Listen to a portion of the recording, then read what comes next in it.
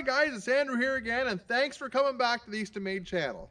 What we have for you today is we're going to be running a 5-way box wedge. So what this is this is geared to more towards the guys outdoor boilers that do great big diameter stuff, that have a bunch of garbage wood that they want to be able to run through a splitter easily. Normally our box wedges are geared towards guys that are in the campfire wood, the bundled wood, the cook wood. It normally gives you a 3.5 by 3.5 square piece of wood. Where with this 5-way box wedge, it's going to be probably closer to 6 by 6 and around there. So we're hoping that with this new 5-way box wedge that we have, that it's going to make life a lot easier for the guys that are doing that stuff. If you haven't done so already, give us a big thumbs up, hit that subscribe button on the bottom, and it's just going to keep you informed on what's going on around here in the wood splitter world and what we're doing. We're going to go ahead, we're going to hop in the skid steer, we're going to go over and grab the wedge.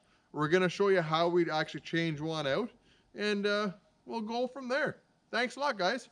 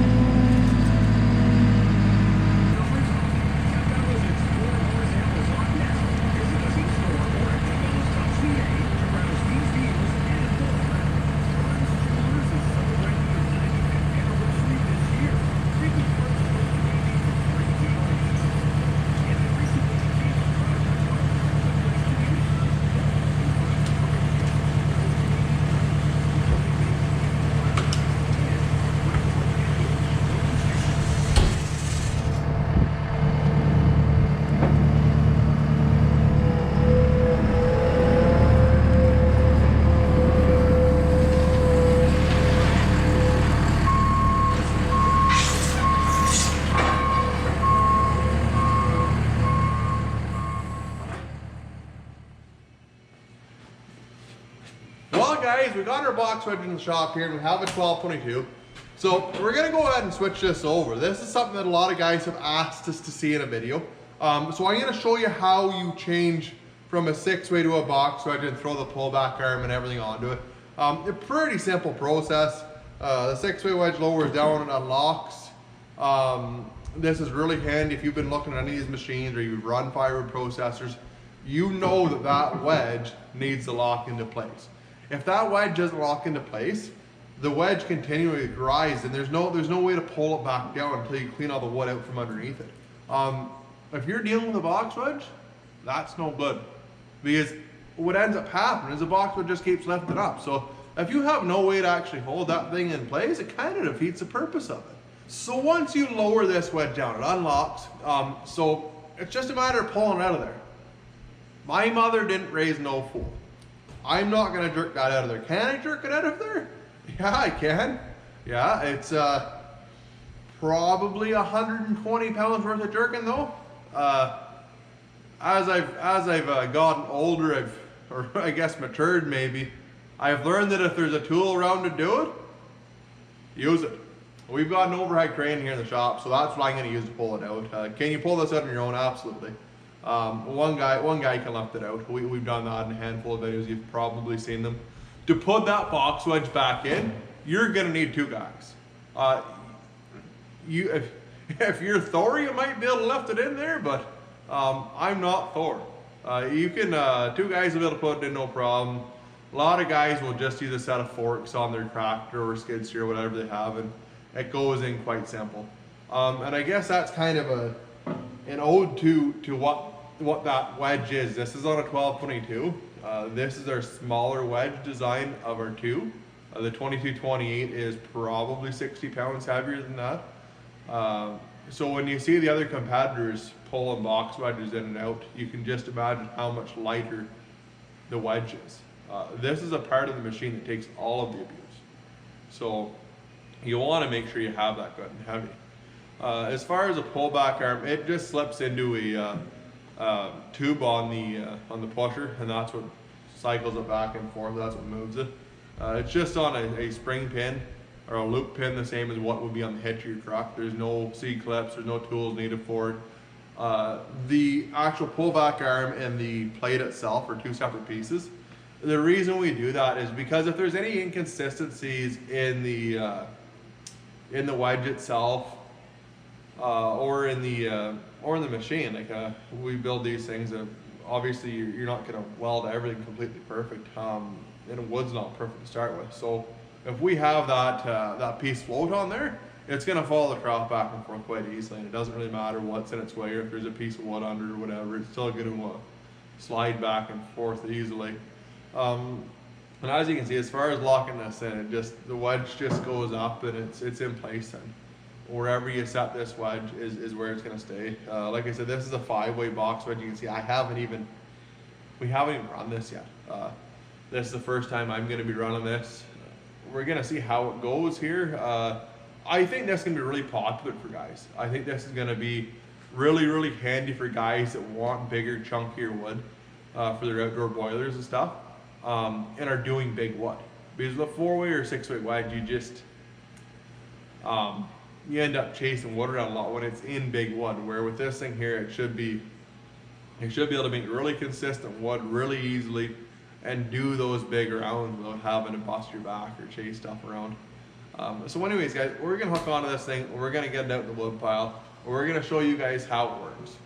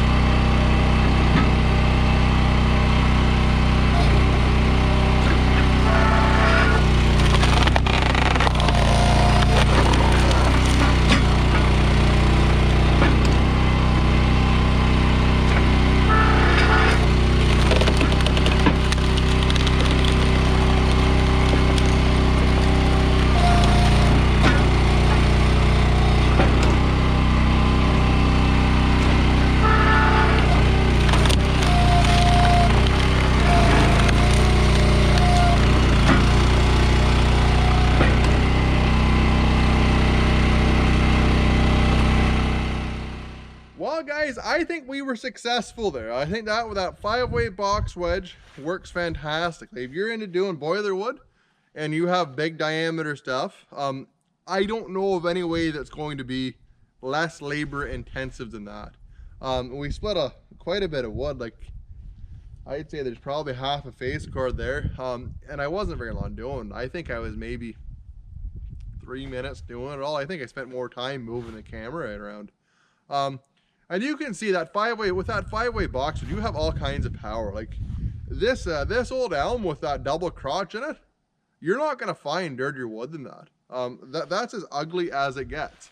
That being said, if you're a guy that's in between the 1222 and 2228, that's the difference in it. The 1222 is 24 tons, where the 2228 is 37 tons.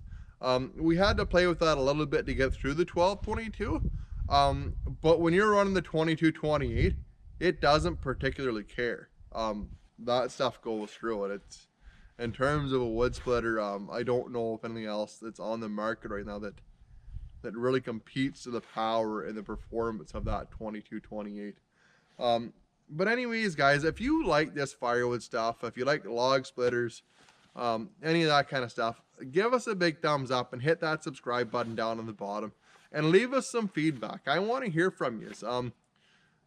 We want to build products. I want to build products for you guys. I want to build products for the arborists, for the loggers, for the homesteaders, for whoever's doing firewood. I want to make sure I build you a better product. I want a product that's really durable, that's going to last and be efficient and user friendly. And without feedback from you guys, I'm not going to know. I can build something for myself all day, but to build it and to suit everybody is a hard thing. So please leave us some feedback. Let us know how you would do it. Let us know what you thought of it. If you haven't done so already, check out the other videos on our YouTube channel, and we'll see you at the next one. Thanks a lot.